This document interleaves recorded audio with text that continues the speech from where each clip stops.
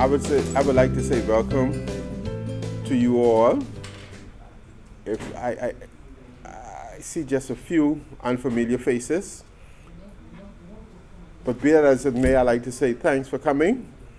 Welcome to the University of the Bahamas. This is the final presentation for this academic year, a collaboration between the Nassau Institute and the Banking and Finance Department here at the university. The relationship between the Nassau Institute and the university has been a long-standing one, and I must say, every year the relationship gets better and better. What I'd like to remind some of you before the presentation gets started is that if you are signing in for this presentation, the paper will be available after the presentation on the outside on the desk. So if you are leaving earlier and you don't see the paper on the desk, that means you're leaving too early. You need to come back inside and enjoy the presentation. Okay, so what I like to also say, if you have to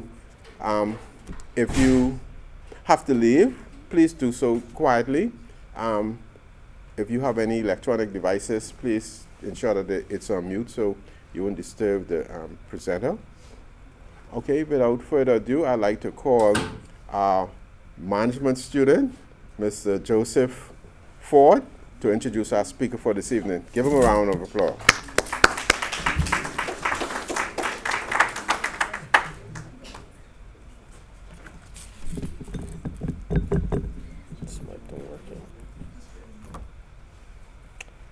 Good afternoon. Thank you for being here. Today we are pleased to welcome Dr. Benjamin Powell, a very special guest from Texas Tech University.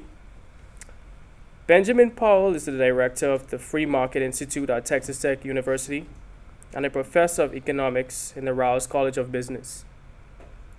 He is the North American editor of the Review of Austrian Economics, past president of the Association of Private Enterprise Education, and a senior fellow with the Independent Institute. He earned his Bachelor's of Science in Economics and Finance from the University of Massachusetts at Lowell, and his MA and PhD in Economics from George Mason University.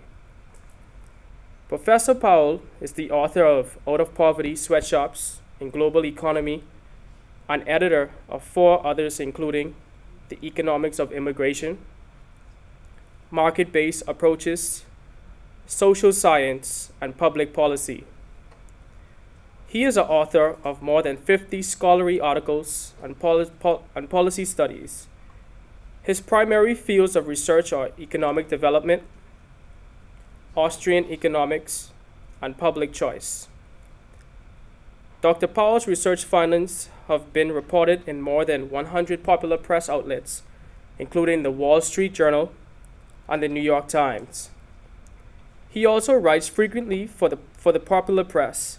His popular writing has appeared in the Investor's Business Daily, the Financial Times, the Christian Science Monitor, and many regional outlets. He has appeared on numerous radio and television shows, including CNN, MSNBC, Showtime, CNBC, and he was a regular guest commentator on Fox Business's Freedom Watch. With that, I ask that you give your full attention to Dr. Powell and help me in welcoming him to the stage. Dr. Powell. Well, thank you very much. Thank you for that introduction, and to Professor Forbes for partnering with the Nassau Institute, and of course, Rick Lowe, George, Rich for helping to make this all possible today. This is my 6th time to the Bahamas now, and 2nd time speaking at the university. I'm very pleased to be back.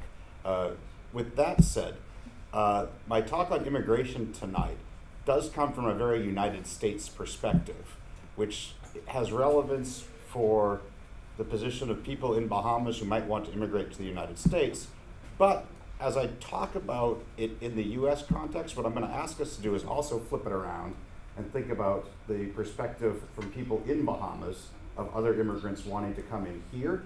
My statistics will not be directly on that, but the economic theory, as I describe it in the United States, applies in very much the same way to the Bahamas when it's people coming from, let's say, Haiti or some other country that people come into the Bahamas from in large numbers. And we have a fairly small group with us here tonight, so while I'll start by lecturing a little bit, I'll probably ask you some questions too. We can do some questions at the end, but feel free to interject and raise a point as we're going along too, particularly if it's about the nature of this as it's reversed in thinking about immigration into Bahamas instead of out of and into the United States. And I'm happy to deal with it as you bring it up, or if I know I'm going to address it a little later, I'll put it off that way. So with that said, I'm going to argue for a case for free trade and labor. And by free trade and labor, I mean the free movement of people who would like to work between different countries. And I'm going to relate it to start with to something that is not so controversial among economists, because immigration, I'm sure here in the Bahamas and certainly in the United States, is a controversial issue. I'm going to start with something that, at least among economists, isn't very controversial. And I'm going to look at some similarities between that and labor, and then start dealing with all of the, but what about this about immigration? So first, basic case for free trade among economists is based, by the way, I know this is, we have, you're a business management major. How many in here have taken an economics course of some sort? Most, so you're all, basically all School of Business students probably? Yeah, okay, cool. All right, so you took a Principles of Economics course. They teach you something about comparative advantage? Yeah, right? It's based on those people producing what they, in econ speak, if we want to use these language, right, have they're the low opportunity cost producers of a particular good. And we specialize in what we can produce at lower cost, and someone else specializes in what they can produce at lower cost. Then we both make what we're relatively better at, we swap, and the pie is bigger for both of us as a result of this, right? This is true when it's people in Nassau and Freeport doing it. It's also true when it's people in Nassau and Miami doing it. Simply having an international boundary in between doesn't change the nature of this, of making the pie bigger. And through specializing what we have what we call comparative advantage in, and having a finer division of labor, this allows us to become all more productive. And if we think about trade in goods, services, but then also international capital flows, think about natural resources and labor. If any one of these things was just stuck in place, but the other ones were all free to move around the globe, the other ones would basically sort themselves out such that we get most of the gains from trade through comparative advantage. Now, of course, goods aren't completely free to move around the world. There's tariff barriers still. Capital flows are not perfectly mobile around the world. Natural resources, in particular, by their very nature, are often fixed in place. This means if the laborers aren't also free to move to match up with these other factors, we're not going to maximize the total size of the pie that we could all have together. So just think for one moment here on something. So natural resources. Some crops are better produced in Arizona and California than they are in Mexico. If the laborers who are best suited to producing those crops happen to reside in Mexico, in order to be able to take advantage of the gains through specialization and trade and comparative advantage, the laborers need to be free to move across the border and produce the product where nature allows it to be best produced. The same is going to be true of other things, particularly services. So I can't outsource my childcare to India.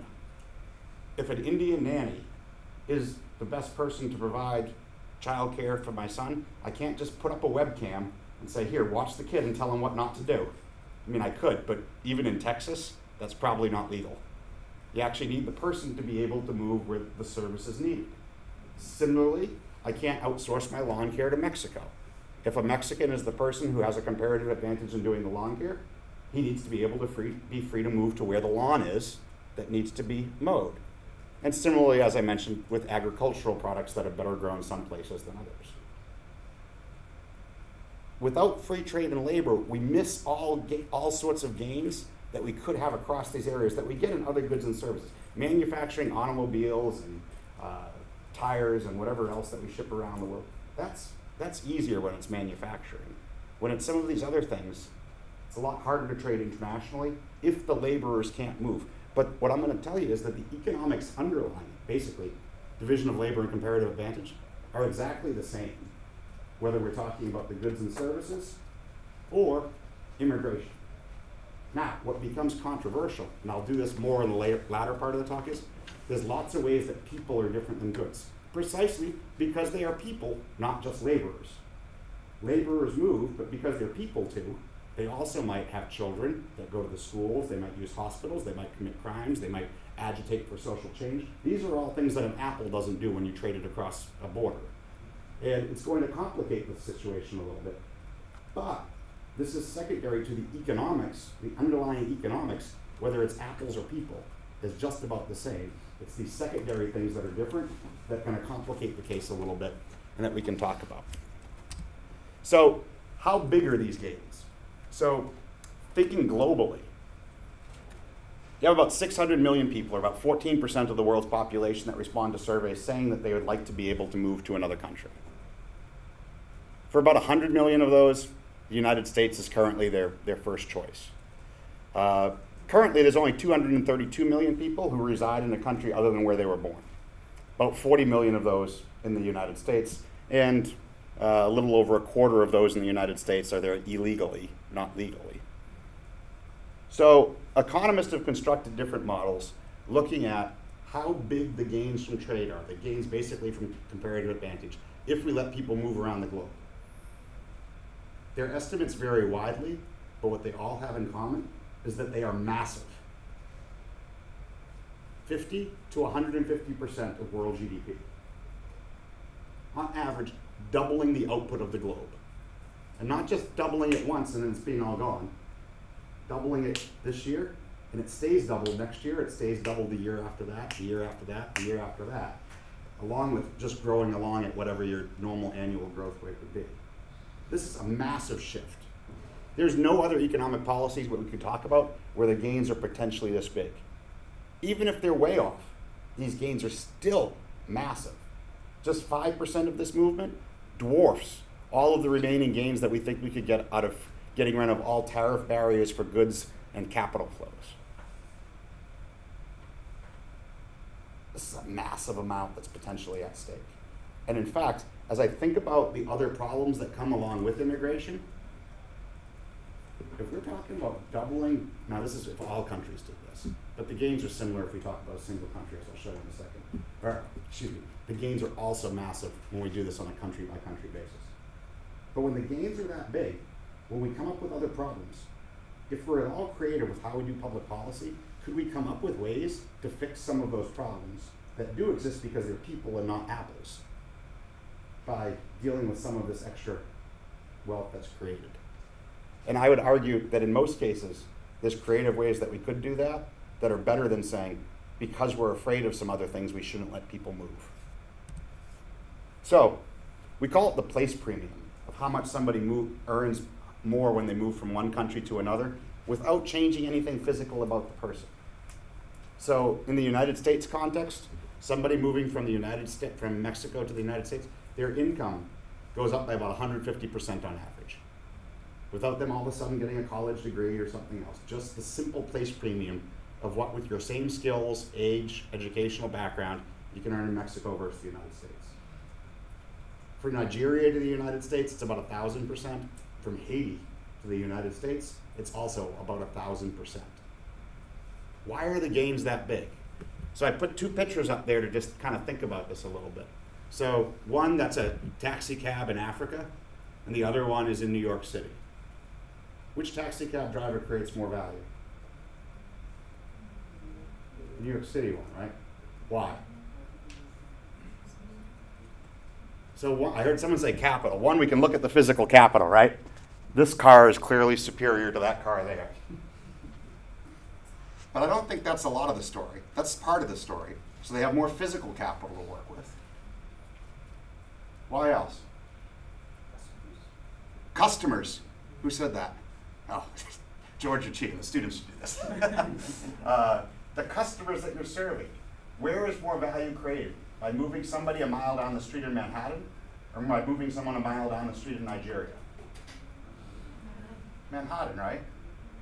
The person you're serving has a higher output, and as a result, if you do something that makes them just a little bit more productive, your own productivity is much greater. I'll bring this home with a different style example. So, let's say, why do cleaners in India earn so much less than cleaners in the United States? Same type of thing going on. But why would a cleaner of my university office potentially earn less than a cleaner of Bill Gates, the founder of Microsoft's office?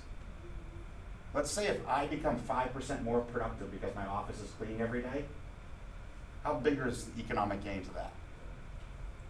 I'd like to say it's kind of okay, but it's not massive or anything, right? If Bill Gates also is 5% more productive because he has a cleaner office, which office cleaner was way more productive? Bill Gates one, right? So it's the same thing going on here. If you're in a high productivity place where the other laborers and the other customers that you interact with are very high productivity, your own productivity without anything physical change. Notice, we're still doing taxi cabs. It's not that he all of a sudden transformed into a different profession. Doing the same job with a little bit better capital, but interacting with much more productive other laborers and other human capital who are your customers. All of a sudden, your productivity becomes much higher. Which I should note that this is an important point about this. When I talk about the low productivity in origin countries, a lot of it has nothing to do with the person themselves. It has everything to do with the environment the person is in. When people move from Haiti to the United States and their income goes up 1,000% by average, they didn't all of a sudden go from unskilled to different skilled. The environment allowed them to make use of whatever skills they had much better than where they were in their origin country.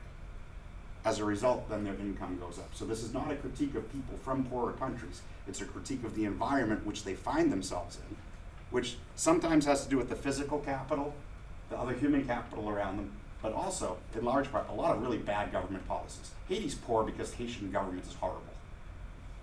That's what makes Haiti poor. Change the policies and the environment there, they would become much more productive. The other way is when they move out of Haiti to a better environment where they have better protection of property rights, rule of law, greater economic freedoms, they start getting more of the gains.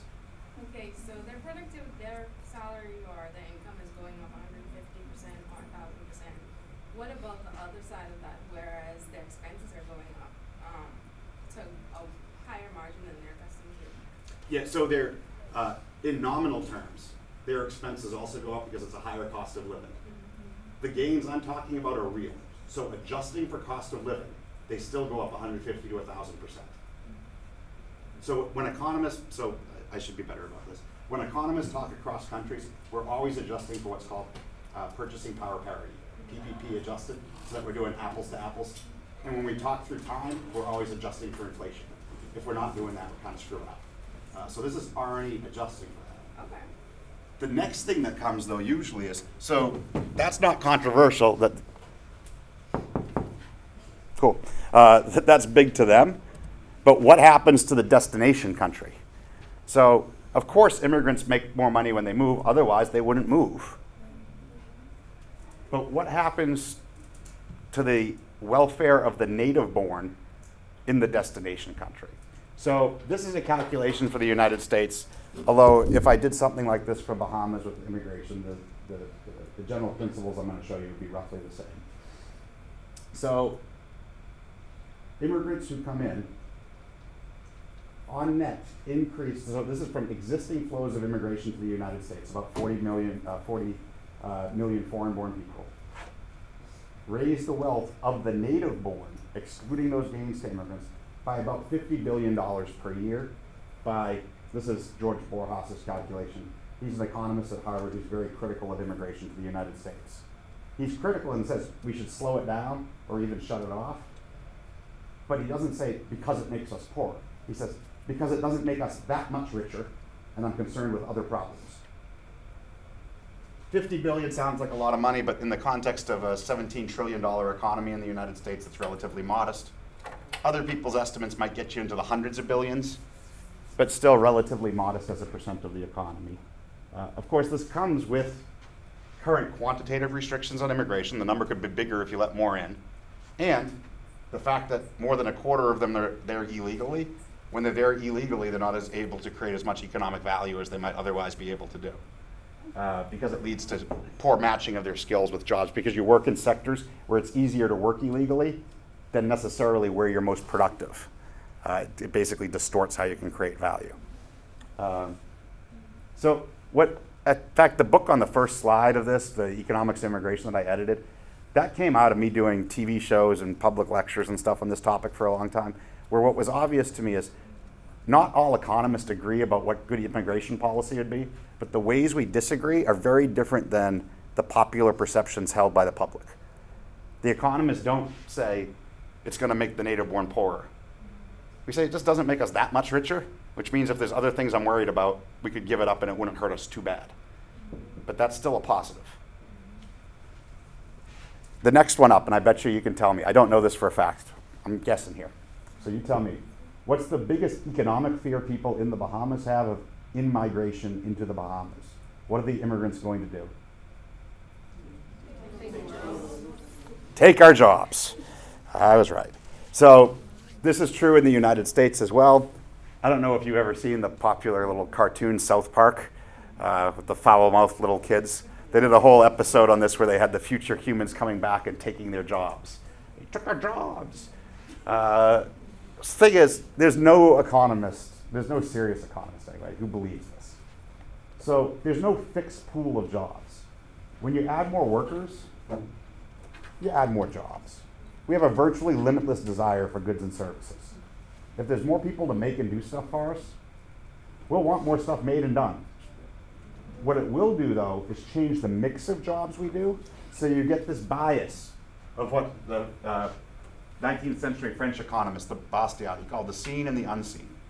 You can put a TV camera on an immigrant doing a job, and you can pan over to a native-born person who used to do that job, and then say, that immigrant took my job.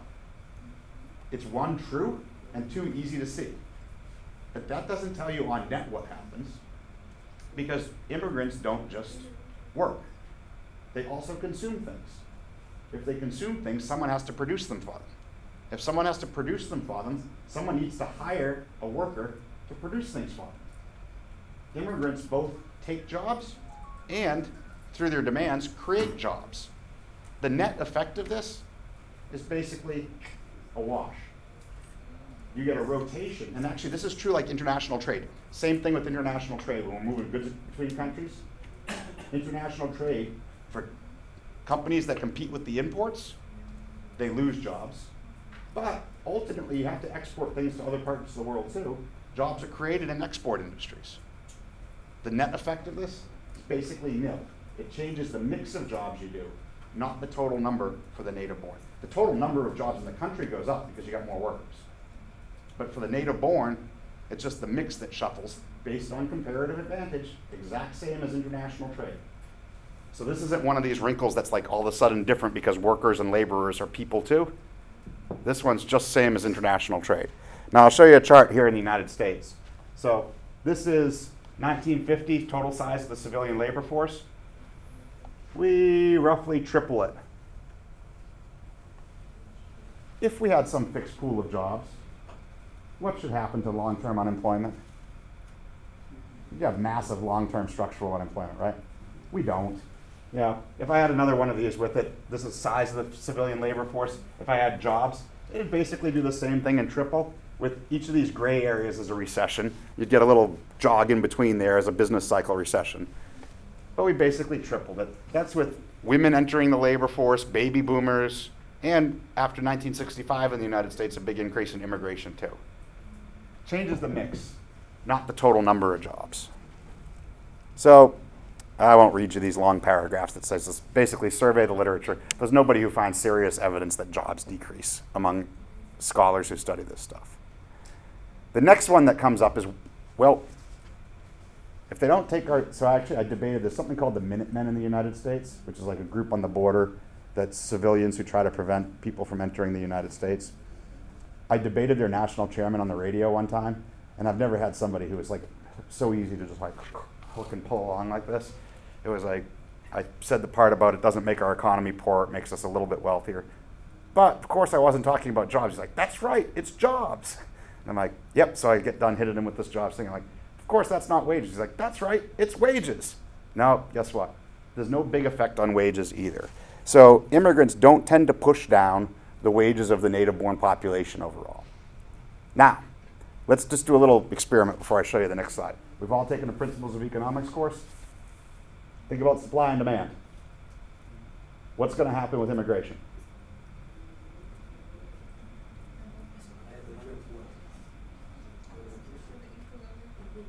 Equilibrium is going to move. Which curve are we moving? Ah, both. You guys are better than some of my critics who have emailed me.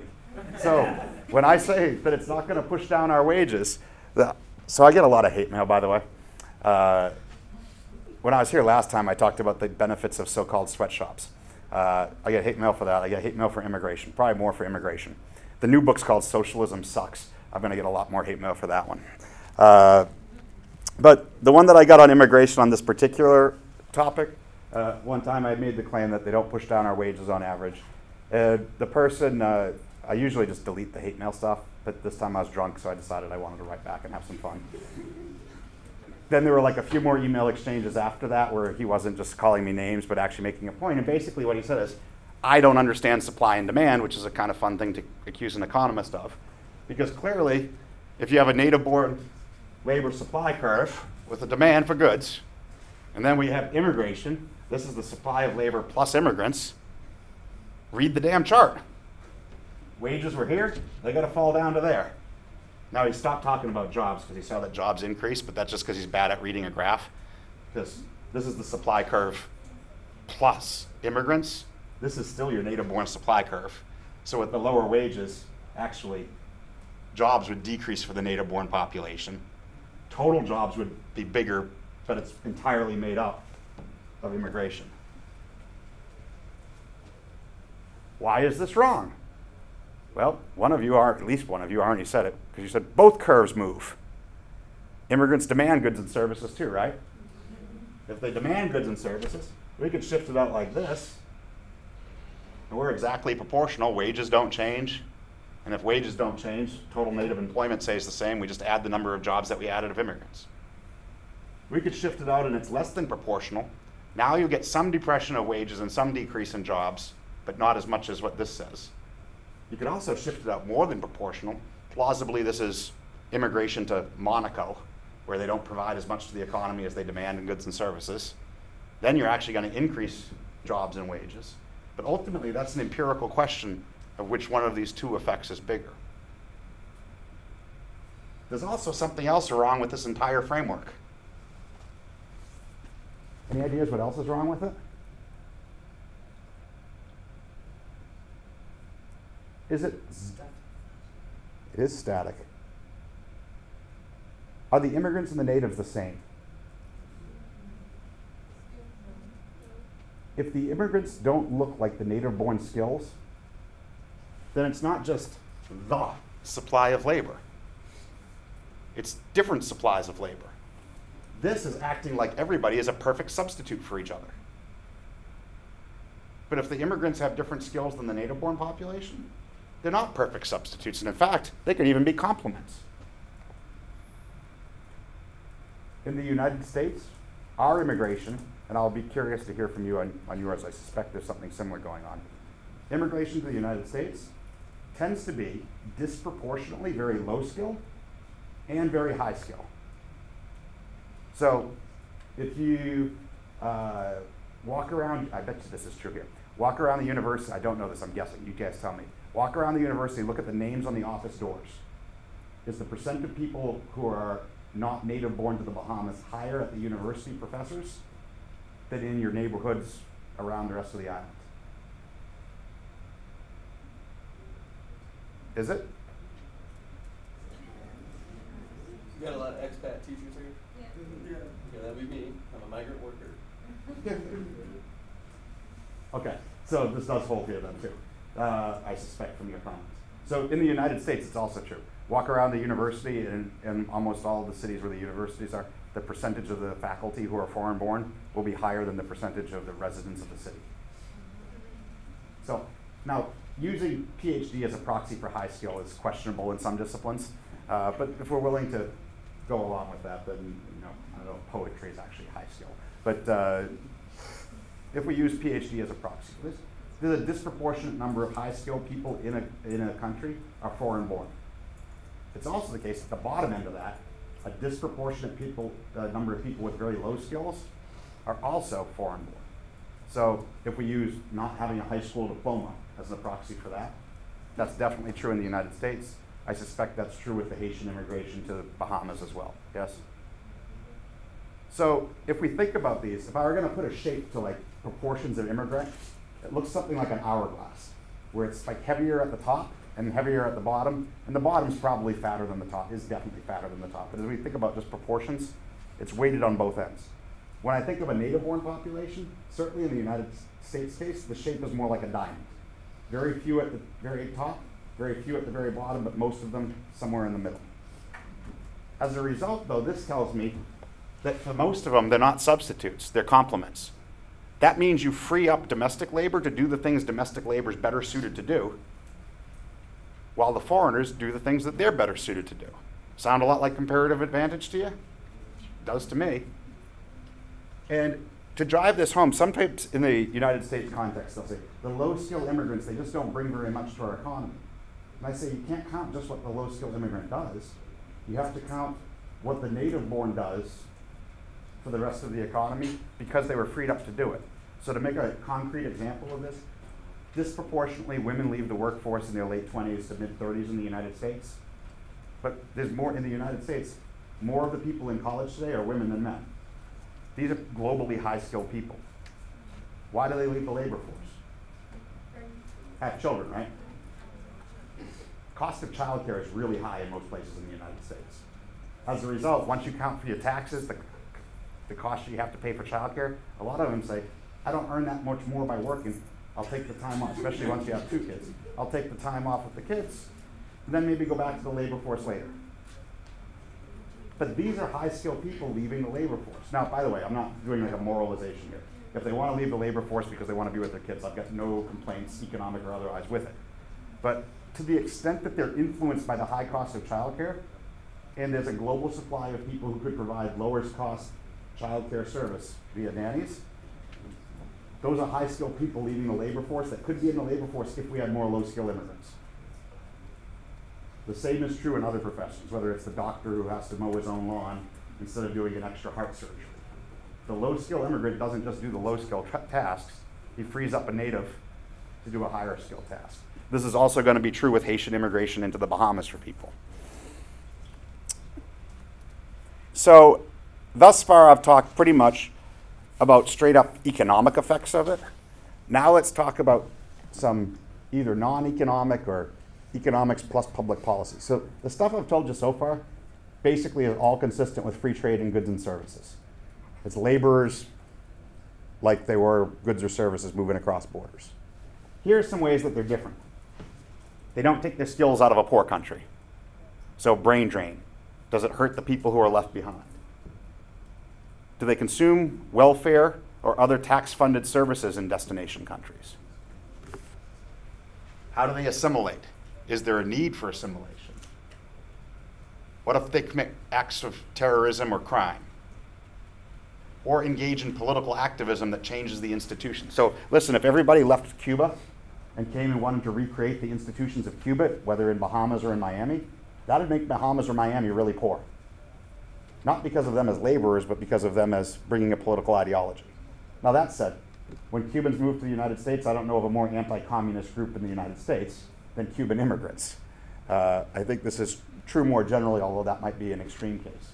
So let's take a look at a few of these. So, brain drain. First thing to realize, from the origin country perspective, if they had stayed, the big gains that they're getting in the destination country isn't the loss of the poor country. precisely because they couldn't have created that type of value in the poorer country in the first place, or they wouldn't have moved. However, another thing to think about, brain gain.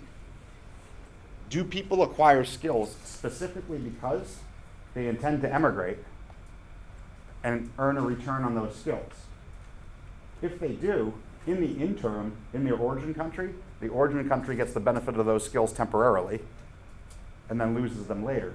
But if the alternative had been they weren't going to be able to move, the origin country wouldn't have even had the skills temporarily because the person would have said it's not worth it. The big one, I think, on this is remittances. When people move abroad but then send money back home. This number is a little dated now. It's over 500 billion now in annual flows from people sending money back to their origin countries. Contrast this, ODA is official development assistance. This is World Bank, IMF, USAID type money. It's about 4 times as big for remittances as through the official aid. And official aid goes through the corrupt governments of most of these countries that are poor. Remittances go from people to people who know something about the particulars of time and place of those they're trying to help and have an incentive to stop doing it if they don't think it's working, versus development assistance, which is often given for political reasons that have national security or geopolitical goals that aren't really about development of people in poorer countries. And on top of that, as you have bigger immigrant flows between places, it helps facilitate trade, transfer of knowledge. So transfer of knowledge that can help create economic gains in the other country, but also transfer of knowledge about better ways to live or better ways to govern that might help improve institutions in trading partner countries. Ben, Yo. that's what might be an audience question here. Yeah. So, Technically, it is an audience question. You're there. so I've been teaching here for 4 years in sociology. Several of my students have expressed the desire to move to Canada or the UK. Is that common or unheard of? Yeah. I think that's kind of what he's talking about here, right? Yeah. What I haven't heard of is remittances. Does that happen as other things? Is that in your minds? Sending money back to your families or anything like that? In it for you, huh? That's okay, that's okay. You're here for you, developing yourself. Were you going to say something, sir? I wanted to know if you meant for if Bahamians going off will send money back, or if people in the Bahamas send money back to their origin countries. I think he means students. I think both of those are great questions. Oh, in that case, I don't think many students send money back. I think they actually have money sent to them. And These are students in Bahamas from other countries. Students from the Bahamas who go to different countries. Oh, I'm talking about you specifically, though. You're getting your degrees here, Okay.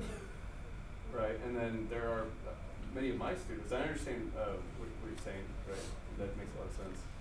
If you get your degrees here and then you move to the UK, Canada, US, right, for a job or employment or something like that. I mean, I've heard that expressed among my students. Just wondering if you have family members here who expect some, if not money, right, clothing or anything like that. Are you clothing debt? What do you have? The need is not, it's not as large as others, like how the Haitians send money home. It's not as large for us because I guess here, it's a different cost of living here than it is in Haiti and so forth. what's average per capita income in Bahamas? 20, 25,000? Yeah, that's real. I mean, that's globally very high. I think it's 22 dollars. I think it's like 22.5. Right. Yeah. So a lot of the Isn't as much. yeah, I think They will send back. a lot of where this part's going is to places that are less than half as wealthy on an average basis than Bahamas. Yeah. I think it's in this context, I suspect, this is just guessing, but you guys can pull numbers on this on your own after you leave here. Look at remittances back to Bahamas versus flows from other immigrant groups. My guess is that this is more relevant for Haitians in Bahamas sending money to Haiti than it is people from Bahamas in Canada or UK or US sending back to Bahamas. Although I bet you it still happens. I bet you it's just not empirically. Yeah. Yeah, I suspect that's probably true.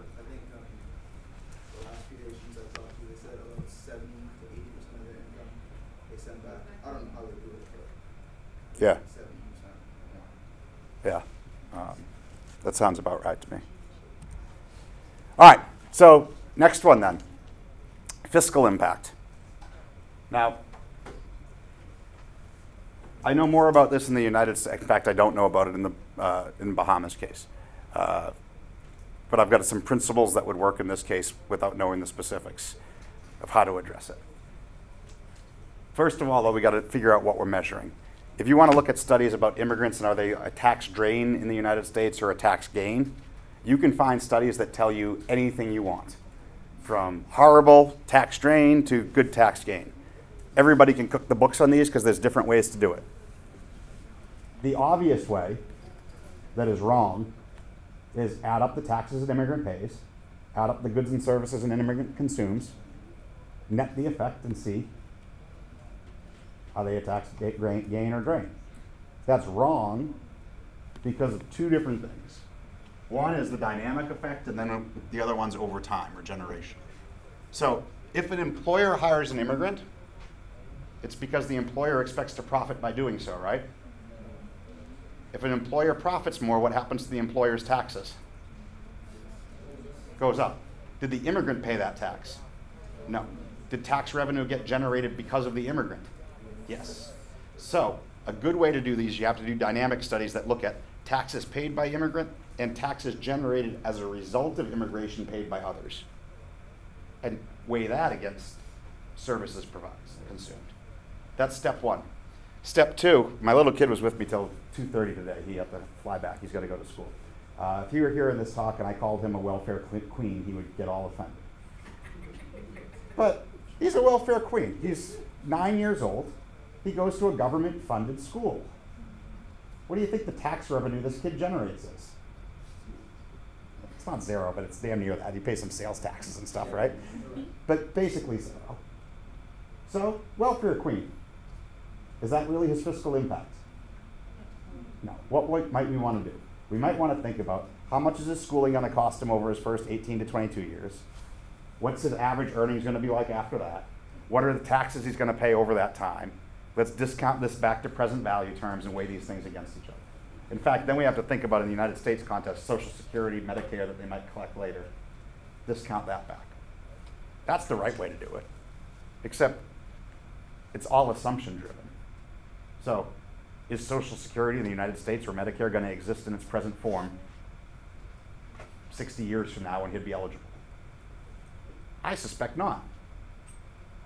Well, and how do you account for that in doing the current fiscal impact of it? And if we're talking about an immigrant who has a child, we have to do it for the immigrant's lifetime and now the child's lifetime. Do we extrapolate how many kids the immigrant's child's going to have? And next thing you know, you put yourself in the position of someone in 1800 guessing what fiscal policy 250 years later is going to be. You got no idea. Most of the ways that they do this responsibly just take whatever status quo policy is and just extend it into the future and then net it of the people so that you're not, you can cook the books with this, basically. And people do all the time. We know it's conceptually the better way to measure the fiscal impact, but once you do that, you can cook the books. Most of the ones that are relatively responsible, they basically find some fiscal gains, some fiscal drains. All of it's clustered around zero. It's not big numbers in the United States. What you do see is a split in the United States between local, because it's schools and hospitals, and a lot of the immigrant tax revenue is generated at the national level. Schools and hospitals are paid for locally. So you find individual communities that experience drains, even while there's no net drain for the country from the immigrants' taxes. These things, though, to me, whatever the number is, it's not big in the United States case, but let's say it's different here in Bahamas. If the pie gets bigger, and all of the economists agree the pie gets bigger from immigration, there's no reason you have to have a tax rate. Fiscal policy is changeable. Change your government tax and spend policies in such a way that makes immigration at least revenue neutral. Heck, and if you don't care about the immigrants, you just care about the native born, you have to be a thoroughly uncreative nativist if we're talking about doubling global GDP to not come up with a way to reallocate some of that to make the existing native born population better off. So if we find a tax drain, have an immigration surtax. So I guess in Bahamas, people put up fees when they come in legally as immigrants. Is this true in most situations? Or just some? So sometimes you could have an upfront fee. Personally, I think probably an immigration surtax is a better way because a lot of poorer immigrants are going to have a hard time coming up with the upfront fee. I suppose their employers could pay it for them. But whatever number you find here, if this is the problem, immigration surtax. When you immigrate, pay an extra 5% of your income every year in order to offset fiscal losses from other immigrants. Because some immigrants are going to be very wealthy, some are not going to be. Average it out, pick, and if 5% is wrong, 1%, 10%, whatever your number needs to be. If the pie got bigger, there's no reason the fiscal cut has to hurt the natives. There's lots of ways you could adjust it to make it good. Now, you could limit the services that the immigrants get.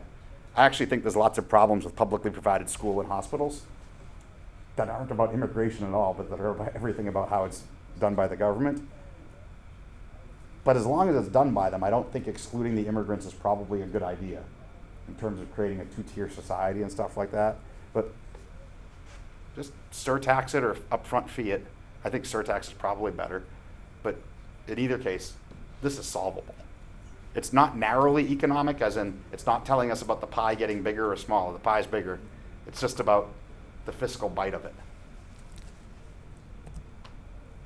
I'll skip assimilation, as this is very US specific in this, and talk about the institution stuff a little bit. What I think is the cutting edge of immigration economic debate among scholars is about not economic impacts of immigrants. So if the high productivity, Bahamas productivity is higher than Haitian productivity, in large part because of a better environment in the Bahamas. And I don't mean your beautiful beaches or anything like that. I mean a respect for the rule of law, a respect for property rights, a larger measure of economic freedom, better enforcement of contracts. These are the things that make an economy function and everybody get higher productivity. Haiti is horrible in those markets. If too many Haitians came here and wanted to recreate Haitian institutions, well, then that could do things that would actually lower the income, not only of the gains that they could get, but of the existing native-born population here. Same argument in the United States from immigrants from Latin America or other parts of the world doing a similar thing there. If that were true. I've been one of the ones who's involved in the research working on this, and we've cut it a whole bunch of different ways. I don't think there's any QED type answer on this, but what I'd say is the evidence when we look across countries at immigrant stocks and flows, or you look at some special case studies where there's big surges of immigration, and what we see happening to these formal institutions related to the prosperity of a country, we don't find a negative effect, and oftentimes we can even find a positive effect. I think it's a sample bias of the immigrants who move. That's that Cuban effect to Miami. They don't want to recreate Cuban socialism in Miami. In fact, they don't like the light version of socialism that many native-born people in the United States like. Instead, they rebel against it. I suspect that that is true to a lesser extent in other immigration groups. But our quantitative studies looking at this right now just don't pick up that type of effect. If we did, I think that would change the debate in terms of the consequences of migration. The other one, dealing with crime. I think, George, you were mentioning to me beforehand, you're on renewable migration permits, and if you commit a serious crime, you're simply not renewed. And how many years is the cycle? 2 years or 1 year. Every 2 years. To me, this seems like actually a very reasonable way to deal with crime and immigration. I wish the United States dealt with it that way. When I said something like that to the United States, they said, well, would you have us deport native-born people who commit crimes too? And I'm like, well, we lack in Australia to send them to. But in the case of immigrants, it would seem like a better filter of, instead of some might be criminals so we won't let any of them in, of the ones who demonstrate that they are, I mean, if they're known criminals or terrorists, I don't advocate letting them in. But the ones who aren't known to be, let them in, and then if there becomes evidence that they are, kick them out. That's better than paying to keep them in jail. You want to be really harsh? Kick them and their family out. Make the penalty even bigger. I don't necessarily favor that, but I do think it's better than saying don't let them in the first place. But it seems like, at least on that margin, that's one thing that you guys in Bahamas are probably doing better than the United States. So we're 45 minutes in now, so I'm going to wrap up with this and then take whatever questions and discussion you guys want to talk about. What's the optimal number of immigrants between any two places? I don't know. Neither does anybody else. But I can tell you about what an economic process would be that would find it. So 6.5 years ago, I was teaching in Boston. It was my hometown. I had actually taught in California and made my way back to Boston. I love Red Sox Nation. We mentioned Boston Red Sox, Patriots, my Boston sports teams. I didn't really want to move. But a better opportunity came up in Texas. What did I have to do? I had to look at the salary they offered me in Texas, the salary they offered me in Boston. The cost of living in both places, weigh the pain of leaving Red Sox and Patriots Nation against the other gains of moving to Texas, and then make a decision. Between US states, in fact, you can think of the United States as one big free immigration zone. A little over 300 million people inside of it who are completely free to move to all the different other areas. And we have pretty big productivity differences between states too. We get roughly the right amount of immigration between the places. Not by anybody saying how many people can move, but by allowing employers to freely associate with workers who want to move. By the way, sometimes people ask me, do you believe in immigrant rights to move? I say no. I believe in rights, freedoms of association of the native born. I think it's a freedom of association. If you are a business owner in the Bahamas or the United States, or a property owner, and you want to hire as a worker or rent your home or sell your home, by what right does the government impinge your freedom to decide who to do that with?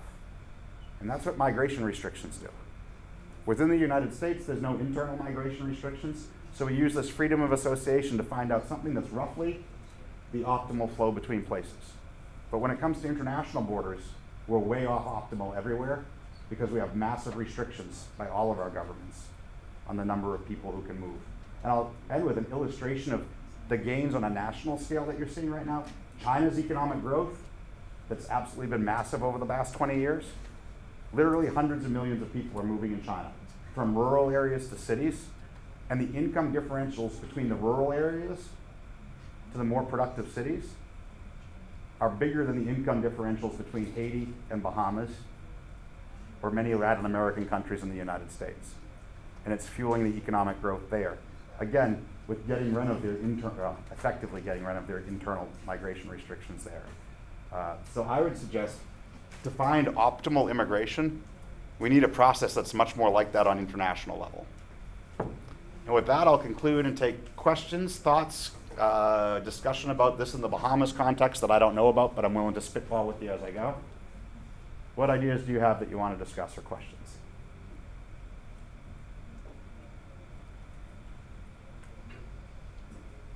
They told me they're going to hold that piece of paper back for another 10 minutes whether you ask questions or not. I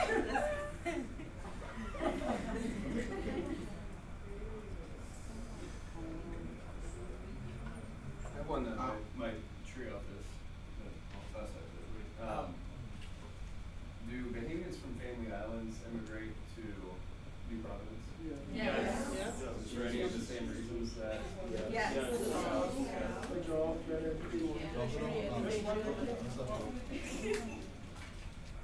So this, is anybody in here done that?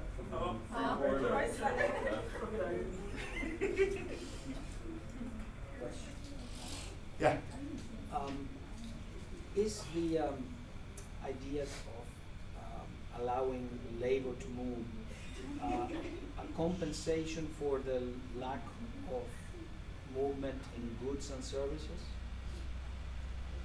If it were more, if it were freer, the movement of goods and services. If the movement of goods, services, and capital were freer, then there'd be less need for labor mobility. Because your productivity would tend to equalize around the world. I wouldn't say equal. The tendency would be in that direction, but it won't do it because here's the difference. So the case for trade in goods and services, I said that in goods versus trade and labor, there's one big difference in the economic gains between the two. In a world where everybody has the same skills and there's only one good to produce, there's no gains from comparative advantage in global trade. There still is massive gains for migration, and it's because of the institutional differences across countries. Because some countries are freer and more productive, even if all of the immigrants and locals look the same and all produce the same thing, they would become more productive by moving to the better environment. So on the margin, it is a substitute, but there's still this big piece here that's different. Freer trade, it's good, but it's not enough. Yes. Freer trade would make freer migration less relevant, but it's still going to remain relevant. Freedom all around. Yes. Yes, sir. I read a column for the Tribune here, and the one I've just written, which will appear soon, is going to make a very radical suggestion that our population of citizens needs to grow to the present 400,000 to 800,000 minimum. I'll be very interested to see what the general reaction to that idea is. I have no idea what your number should grow to. I mean, I make an argument for it, It's but more than you know, double. other people may feel differently. Yeah, but I still have no idea if more than double is right, if triple is right, or if 50% bigger is right, or if 25% bigger is right. What I do know is if we let employers, homeowners, apartment owners, and workers negotiate these things, we'll find our way towards it. And I suspect, given the income differentials here to other places, that it would be much bigger here. I don't know the number. Yeah. You mentioned the child, for example, is a welfare baby, right? It's an Yes. economic system. When we're looking at how, for example, okay, immigrants, they add to the productivity of locals, right? Which is great. But when they start to have children, how does that impact? Because you know, a lot of times in this care, they're very competitive. And a lot of them actually, they're very smart. They can do very well. What is the impact of that now when we're looking at them from an educational standpoint and then being integrated into society? Yeah, I think the key is that you help the children integrate into society and become productive. As long as that's the case, more population growth is probably good. I'm with an economist, Julian Simon, who called humans the ultimate resource. And listen, oil is not a resource. It was just a sticky black substance until human creativity turned it into a resource. This is true of everything else. We have more minds, we have more interconnected minds, our collective intelligence gets bigger. And that collective intelligence is really important for our future productivity. And so if they're coming in and there's more children, as long as we're engaging them and letting them integrate into the collective intelligence, that it should make us more productive in the longer run. Now, I don't know what your Bohemian education system's like.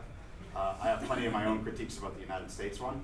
Could probably, I suspect, I know mine could be doing better than what it does. I suspect that's probably true here too. I've heard nothing but good things about Bahamas public education. You serious? No. Oh, okay.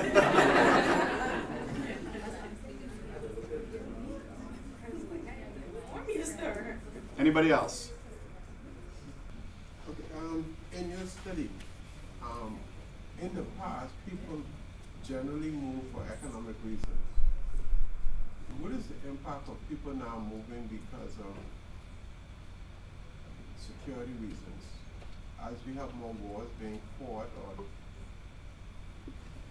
inequality in income as a result of sanctions and all of that, how would that impact what is going on around the world in terms of movement of people? Yeah, no, I think that's a great question because it's particularly relevant for the European context, much more so than us here.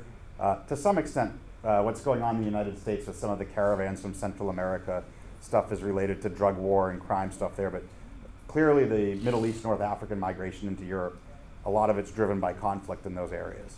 I think Europe has a much harder time with immigration, certainly than the United States does. But I don't think it's because they're refugees or because they're Muslim. I think much of it's because Europe's labor markets are kind of messed up. And as a result, they don't do a good job of integrating the workers, which leads to these other problems.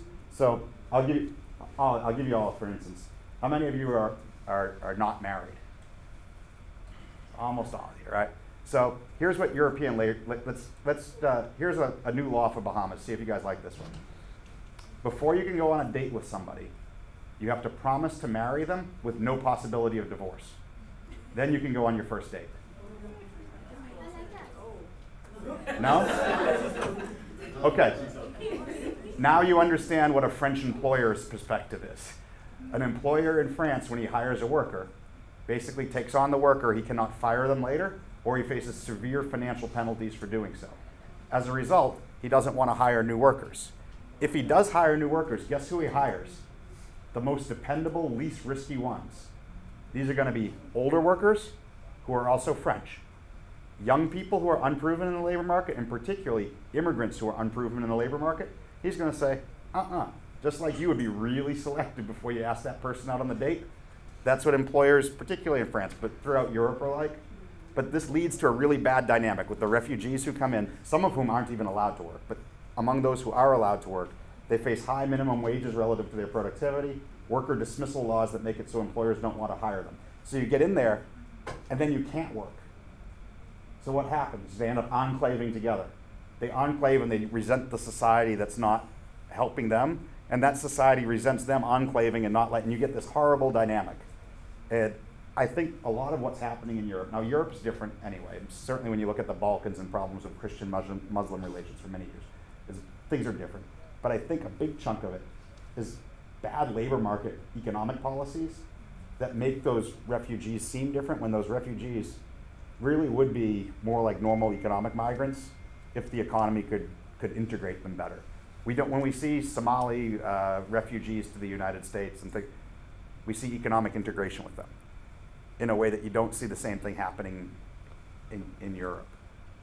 I think that's a great question. I think it's a problematic one for Europe, but if they got their economic policies better, it would help it. All right, well, with that, I thank you all for having me back a second time. Appreciate that.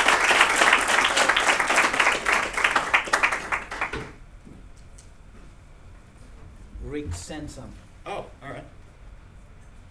more data about Bahamas. Bahamas Handbook, all right.